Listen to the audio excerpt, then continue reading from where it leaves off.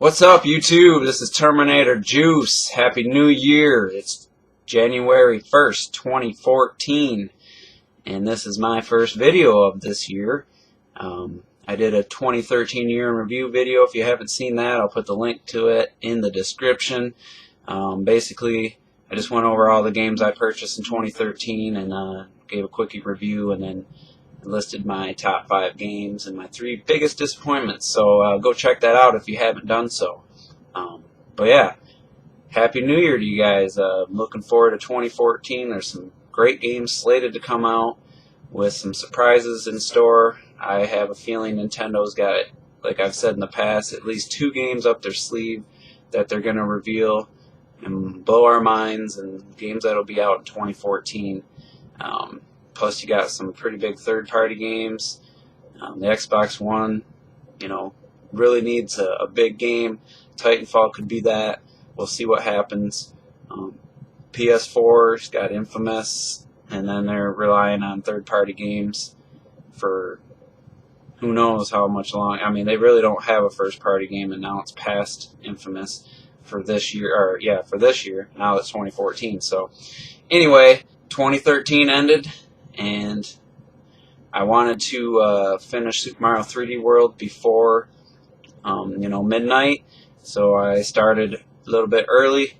And on the final world, if you guys have gotten to that point, maybe you're better players than me, but the final level, the Championship Road, is very difficult, as well as that final Mystery House 30 green star BS level, man. That was tricky as well. And then there's a final Toad Brigade level, or whatever it's called. That one was tricky as well. First, I did the Mystery House as Mario. I've been playing the whole game as Peach. I'd beaten every level as Peach.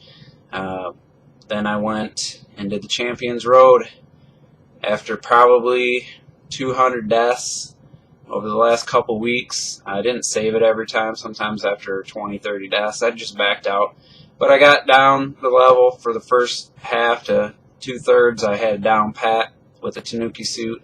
Just needed a few, trial and error runs on some of the later parts of that level, and finally got, through it about 11 o'clock last night. What a rewarding feeling. I mean, how often does a game give you just genuine rewarding feeling, when you beat a level?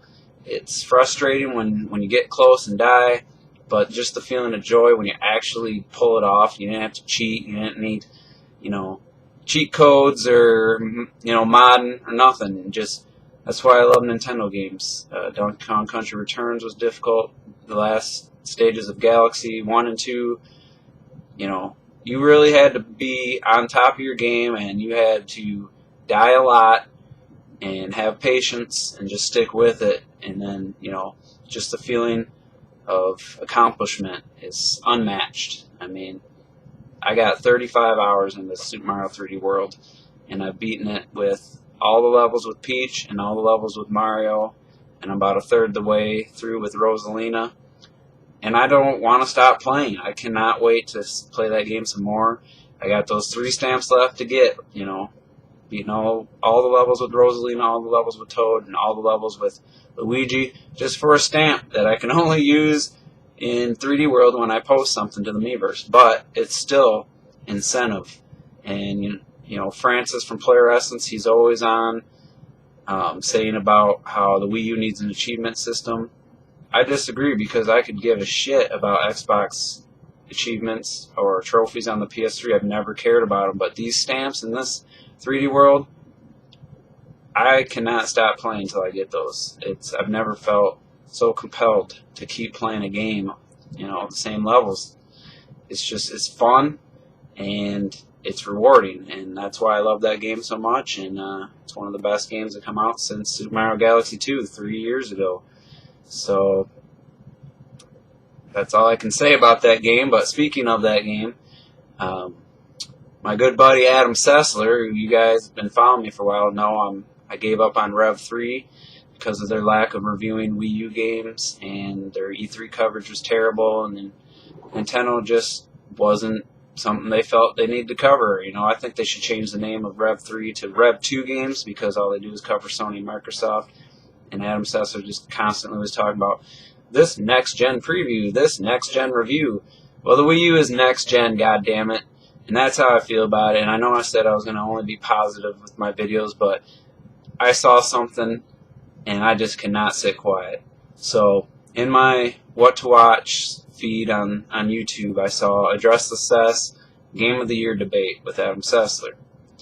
So I was like, alright, I gotta hear this guy try to justify why 3D World wasn't on his list, why he didn't review it, and all that. So I suffer through about 35 minutes of this ceasefire bullshit movement, some guy trying to, it was December 21st, like, no one play a violent video game to help raise awareness. Now, I don't have a problem with raising awareness for gun violence and stuff, but this guy really didn't have a stance.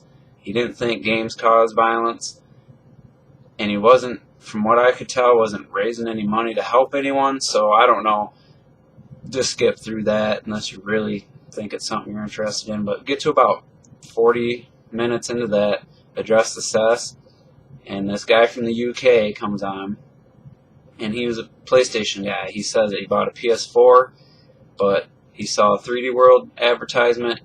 It was like bundled in with the Wii U with a great price. He picked it up on a whim, and it was his best game of the year. Guy who wasn't even thinking he was going to get a Wii U buys Super Mario 3D World, and it was his game of the year. He was talking about the level design and how if that game had come out at the launch, the Wii U would be, in a different position. So here comes Adam Sessler, stops the guy. Oh, I'm not saying the level design wasn't great, because it was. I just couldn't get into that because whether it's the Pro Controller, the Wii Remote, or the gamepad, my fingers just couldn't find the buttons to perform the actions I needed. Some BS like that. And then he goes on to say, and that minus button for your extra item when you need it, I stutter, I just couldn't find, I couldn't do what I wanted to do. My hands couldn't do it.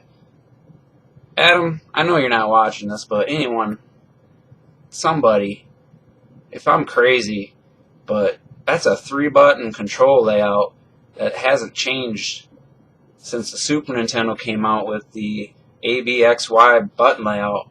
Y to run, B to jump. They added their R trigger for the butt stomp and long jumps. That's 3 buttons. And you tip your fingers on Y. This part's on B. You never have to move it. Your finger's always on the trigger. That is the lamest excuse I've ever heard from a supposed gamer, a game journalist. A guy's been gaming for 25 plus years, and he can't play that game and enjoy it because of the button layout, a 3-button control scheme. He can't figure it out. I smell and I call bullshit. Like I said, that is the lamest excuse I've ever heard to not like a game. He should be ashamed of himself. As a Nintendo fan, as a gamer, I'm offended at the stupidity of that comment, and it just cemented my beliefs that Adam Sessler has completely lost it, and he's just making up reasons not to like that game, and I don't know if it's just to try to cover why it wasn't reviewed, or why it wasn't on his Game of the Year list. Every other site, every other video gaming site has it on the Game of the Year nominations. It won Eurogamer's Game of the Year. Metro UK or whatever, it was the number 2 Game of the Year. GameSpot, had Link Between Worlds, and but 3D World was nominated. The guy that he was talking to was like, oh yeah, you seem to have a lot of controller issues there, Adam, and they kind of laughed and stuff, talked about how he hated the PS3 controller. Didn't affect his review of The Last of Us, so that was it, I had to watch that video just to see what he'd say, and I did not expect. I would have rather heard him say he didn't play the game. I mean, what he said was just an embarrassment to video game journalism, to gamers everywhere. If you don't have a problem with that, then you're just just like a fanboy to a video game system, you must be a fanboy to Adam Sessler, because that is the dumbest thing that he could have said. And yeah, you know, I wanted to make this video positive, but I just could not let that lie. I could not go without saying that, because it literally offended me, and I don't get offended. That's why I just had to say something. And you guys, I don't want him to get views on that video, but if you don't believe me, or if you want to hear exactly what he says, go to that video, skip to about the 46-minute mark, I think it was, and leave a comment. You know, just, the guy's got to wake up. Nintendo's here to stay. The Wii U is a great system, and if he hasn't figured out the button layout and the control scheme of the Wii U Pro controller or gamepad after a year and a month, then that's his problem. I can play Call of Duty Ghosts on the 360 and get 20 plus kills. Come home, play Call of Duty Ghosts on the Wii U, get 20 plus kills. I don't even think about the controller. I haven't thought about the controller since the first month I had it. So, alright, I'm done with that rant. And, you know, my next video, I'm going to go over some of the 2014 games that we know about, which ones I'm excited for, and all that. So, with that, I'm going to end this video, and we'll see you on the next one.